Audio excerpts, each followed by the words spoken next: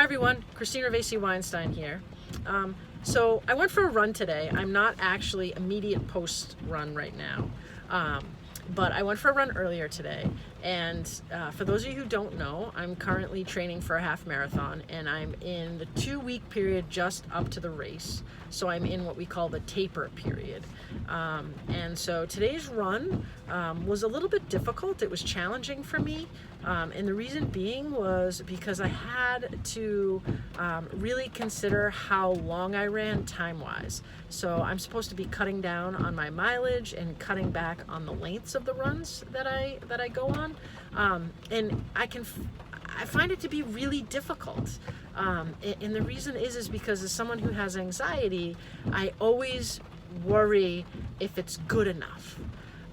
And I have to force myself during this time frame to hold back and to pull back and to sit with the discomfort of knowing that, you know, I could do more, but I really shouldn't, and I have to say that this is enough and that it's okay.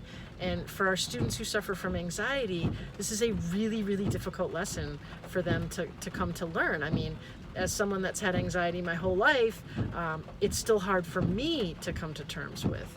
And so as educators, it's really, really important for us to sometimes force our students to take a step back and say, okay, that's enough. It's good enough. It doesn't have to be perfect. I could do more.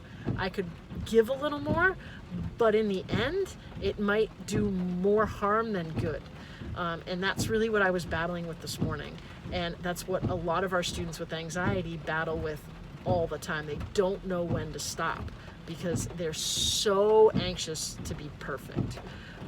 So as always, as educators, we've got to take that risk. And today's risk is about stepping in and saying, that's it, that's good enough. And remember, when you're taking a risk, think to yourself, what if it turns out right instead of what if it turns out wrong? Have a good night.